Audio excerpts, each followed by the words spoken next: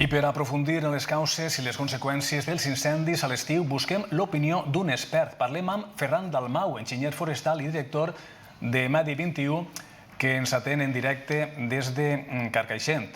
Ja sabem que quan arriba l'estiu, com estàvem comentant, aquest increment de la massa forestal també està complicant la tasca dels serveis d'extinció. Ferran, bona vesprada. Hola, bona vesprada. Bé, ara mateix, com dia, l'actualitat passa per l'incendi de la Segarra, a Lleida, el primer gran incendi de l'estiu, tipificat de sexta generació per la seva virulència.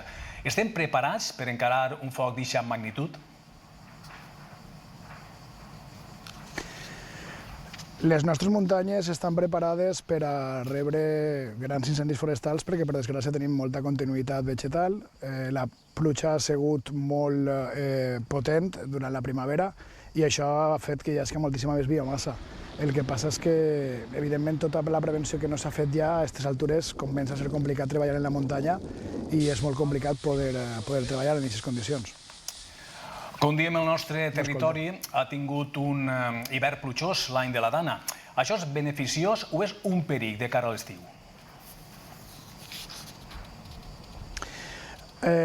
Molta gent té la sensació que ha plogut molt, i efectivament ha plogut molt, però el problema és que ha plogut molt en un termini molt curt de temps. De fet, el dia de la Dana va ploure més del que plou en un any, o quasi en dos, en determinades zones, però això no acaba de resoldre el problema de la sequera. Abans de la Dana portàvem 2 anys amb una sequera extrema molt potent i això fa que molta vegetació, al nostre voltant, hi ha molts arbres que estan morts. La sequera el que fa és que debilita els arbres, la pluja el que fa és que provoca que hi hagi pastura i hi hagi matoll, però ara, en la mesura en què deixa de ploure, anem a començar a tindre, escoltàvem abans com que encara queda alguna de reserva d'aigua en terra, les plantes encara estan verdes, però de cara a final d'estiu, si no plou durant l'estiu i no clau una miqueta d'aigua, les plantes van a passar-ho molt mal de cara a final de la campanya d'estiu, que sol ser la pitjor època de l'any. Ferran, fins i tot notem canvis en l'aspecte del territori. D'un any cap ací, el mapa s'ha tornat més verd. Està creixent massa el terreny forestal?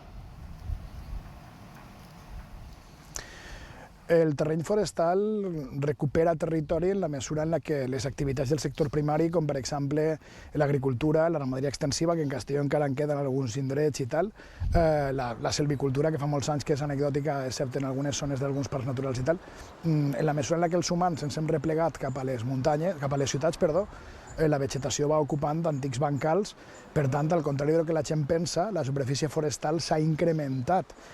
Malgrat els incendis i malgrat tota la sensació, i m'agradaria aprofitar per a explicar una cosa, no és viable que se cremen les nostres muntanyes per a plantar plaques fotovoltaiques o per a plantar aerogeneradors, que és una cosa que ix de forma recurrent, perquè la llei forestal espanyola estableix que quan un terreny se crema no se pot canviar l'ús durant 30 anys. De fet, nosaltres a Carcaixent aconseguirem paralitzar un macroprojecte d'una macroplanta solar gràcies, per desgràcia, que era el terreny incendiat, però implicava un canvi d'ús.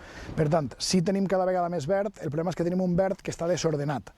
Ningú entén que en una ciutat no hi hagi un pla general d'ordenació urbana, però per contra sí que trobem normal que les nostres muntanyes, que cal dir, la majoria són de caràcter privat, perquè la major part de la superfície forestal valenciana, que estem parlant de 1,4 milions d'hectàrees, la major part d'aquesta superfície és privada. Per tant, això dificulta la gestió, però evidentment tenim cada vegada més verd, però el problema és l'estat en què tenim aquest verd. Per últim, els nostres equips d'extinció, Ferran, són dels més preparats d'Europa. Quina nota ens posen pel que fa a la prevenció? La prevenció, quan jo estudiava, necessita mejorar. Vull dir, s'està fent un esforç important. Actualment, per exemple, està el Fons Forestal, que és un fons que la Generalitat articula per a que els municipis tinguin diners per a executar treballs que estan previstos en els seus plans locals de prevenció d'incendis. Cal convidar a la ciutadania que no s'escandalitzi quan veig que s'estan tallant arbres en certs llocs. Quan s'està fent una aclarida, quan s'estan eliminant part dels arbres, s'està generant un espai més resistent al pas d'un incendi. És com la vacuna que li posem a la muntanya per a que no creme en alta intensitat. Però necessitem millorar. Fa falta una major inversió per a que fora una política de prevenció efectiva, segons Nacions Unides, hauríem de destinar el doble de diners que gastem en extinció a prevenció. És a dir, si gastem €1 en extinció, hauríem de destinar €2 a prevenció. I això en l'actualitat, malauradament, no està passant. Doncs Ferran Dalmau, enginyer forestal, moltes gràcies per atendre en directe a Televisió Espanyola des de Carcaixent. Bona vesprada. Bona vesprada, gràcies. Continuem amb més assumptes.